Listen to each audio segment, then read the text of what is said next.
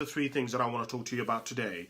And I want to begin by talking to you about this topic, which is something that I've been thinking about recently, which is around that there has to be room in your life for movement.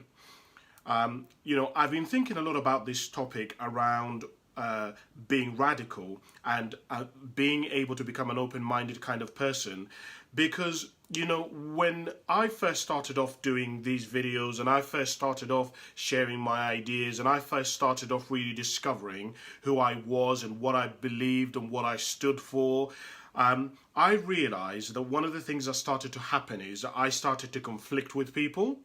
Because it's okay for us to have conviction and it's okay for us to have belief systems, but what I've had to kind of learn as I've grown and as I've developed is there has to be some room for life. There has to be some room in our philosophies, in our identities, in our ideologies, in our habits, in our perceptions for life. There has to be room for us to grow. There has to be room for us to redefine some of the things that we believe to be the truth.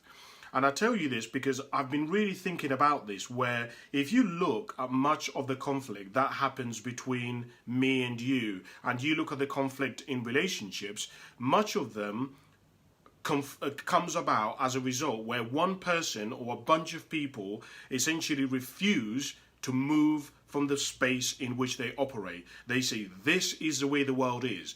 They say, well, you are the person who is doing me wrong and I'm not doing anything wrong.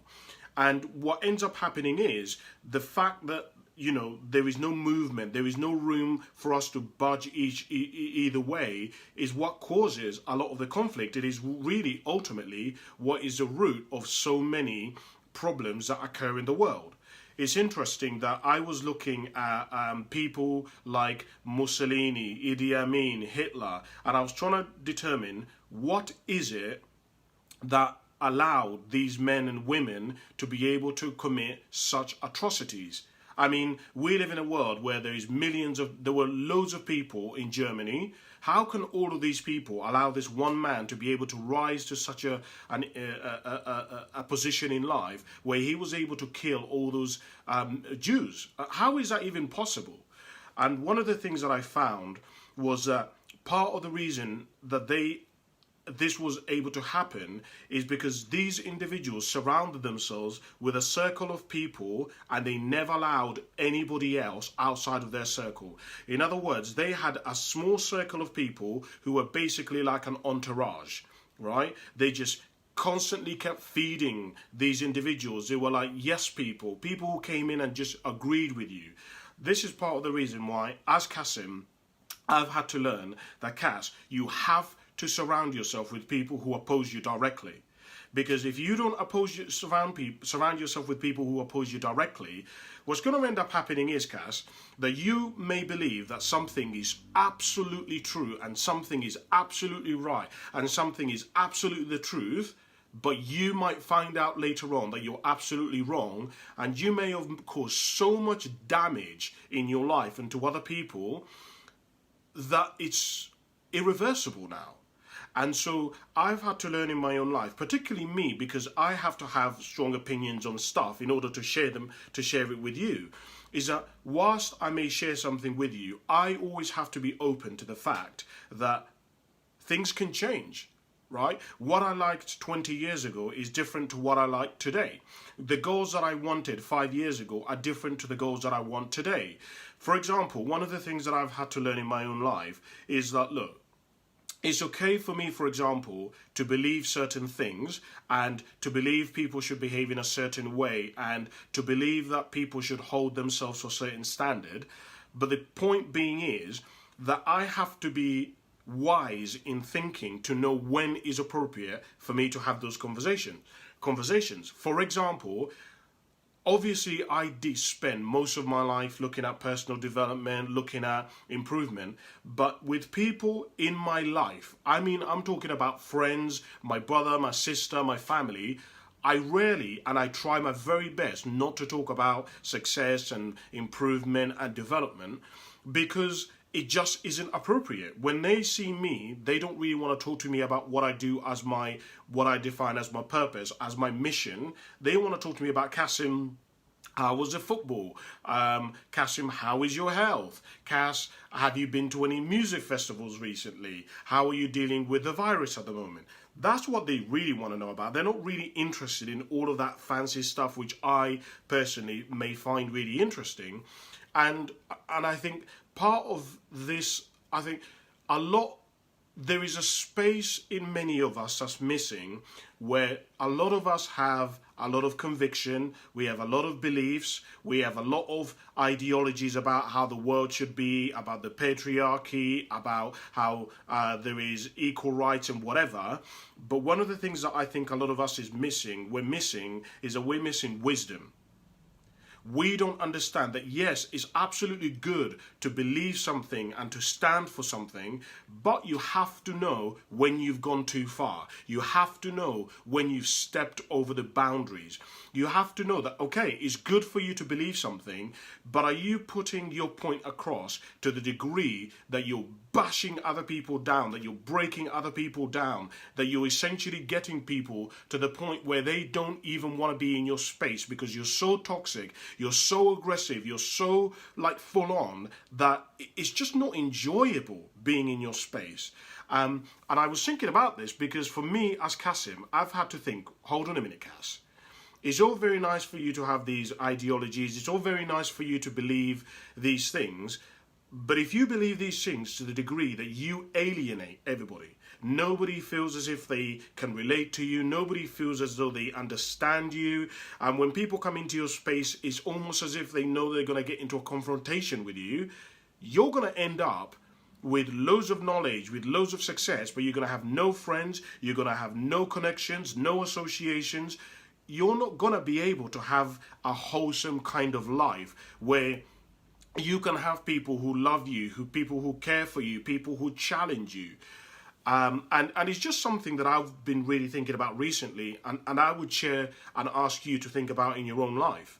To challenge yourself and ask yourself, do you believe some things so strongly to the degree that you're alienating everybody in your life? People don't even want to start a conversation with you about football. People don't even want to start a conversation with you about politics. Because all you're going to do is you're going to beat them down, you're going to belittle them and make them feel like they're absolute shit, because of course you have more knowledge than they do. Of course you've read the statistics better than they do, right?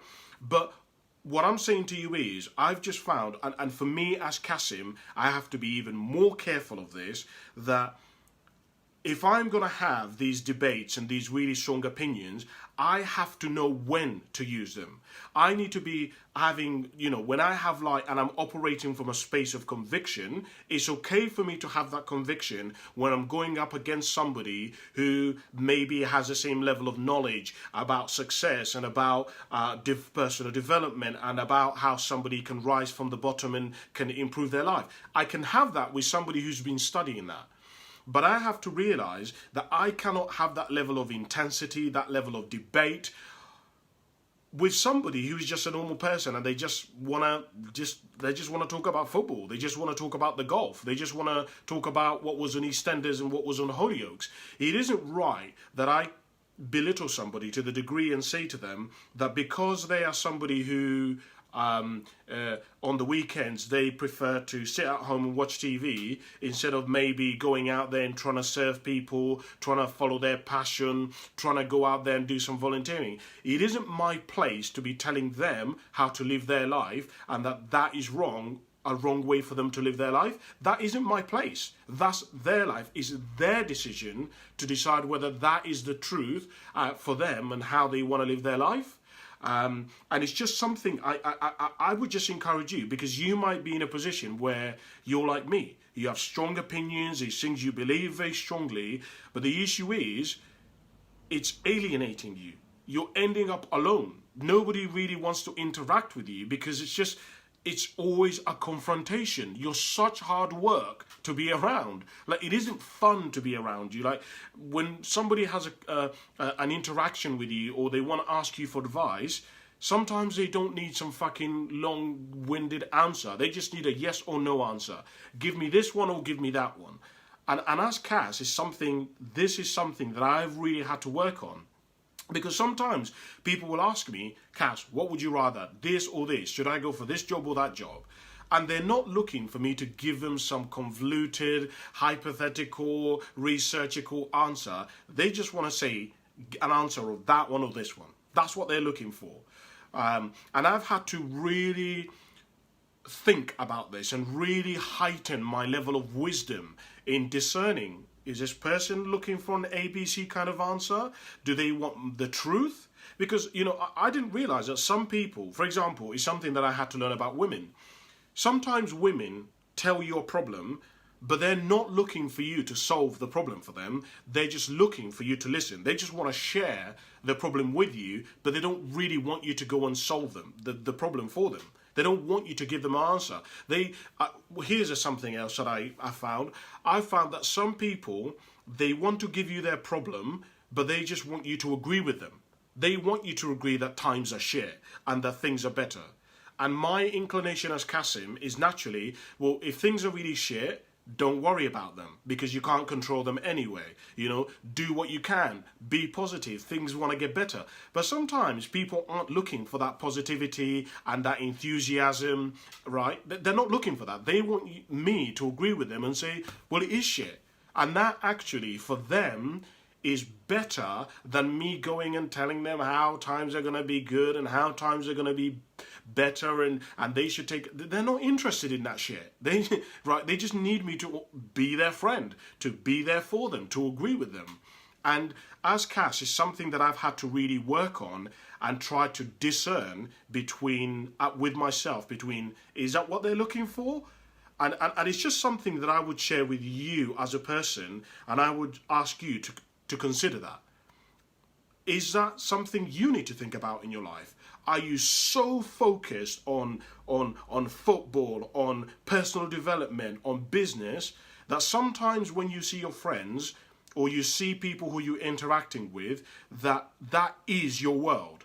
That actually sometimes they just want to talk about the weather, but all you are focused on is personal development, on the football.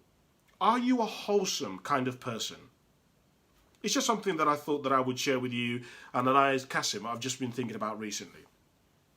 So the second thing that I wanted to share with you, which